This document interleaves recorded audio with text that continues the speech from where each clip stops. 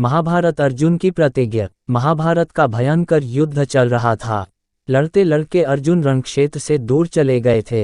अर्जुन की अनुपस्थिति में पांडवों को पराजित करने के लिए द्रोणाचार्य ने चक्रव्यूह की रचना की। अर्जुन पुत्र अभिमन्यु चक्रव्यूह भेदने के लिए उसमें घुस गया। उसने कुशलतापूर्वक चक्रव्यूह के 6 चरण भेद लिए, लेकिन 7वें चरण में उसे दुर्योधन, जयद्रथ आदि 7 महारथियों ने घेर लिया और उस पर टूट पड़े। जयद्रथ ने पीछे से निहत्थे अभिमन्यु पर जोरदार प्रहार किया।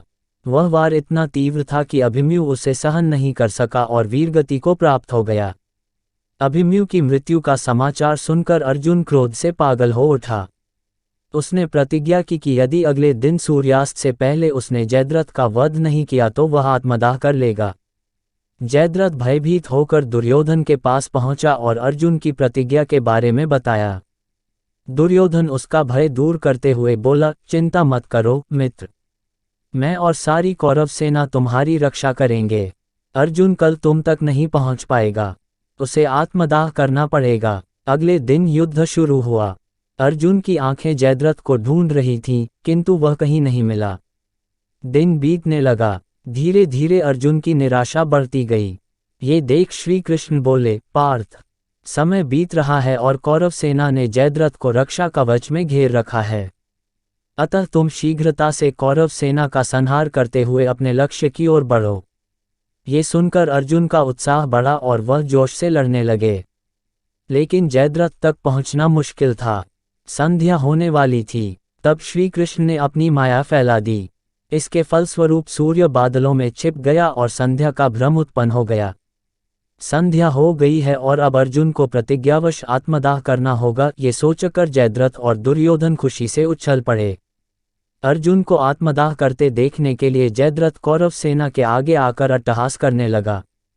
जयद्रथ को देखकर श्री कृष्ण बोले, पार्थ, तुम्हारा शत्रु तुम्हारे सामने खड़ा है। उठाओ अपना गांडीव और वध कर दो इसका। वह देखो अभी सूर्यास्त नहीं हुआ है। ये कहकर उन्होंने अपनी माया समेट ली। देखते ही देखते सूर्य बादलों से निकल आया। सबकी दृष्टि आसमान की ओर उठ गई। सूर्य अभी भी चमक रहा था। ये देख जयद्रथ और दुर्योधन के पैरों तले जमीन खिसक गई। जयद्रथ भागने को हुआ, लेकिन तब तक अर्जुन ने अपना गांडीव उठा लिया था।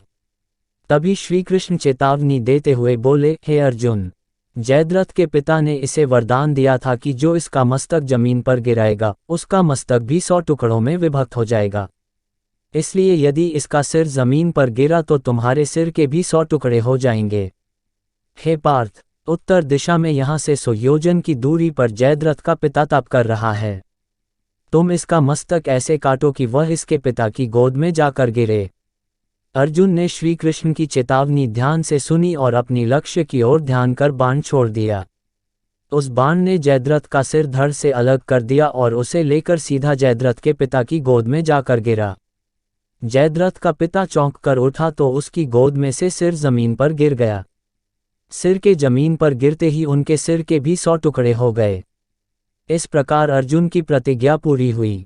अगर कहानी अच्छी लगी हो तो वीडियो को लाइक, शेयर और चैनल को सब्सक्राइब जरूर कर दे। धन्यवाद।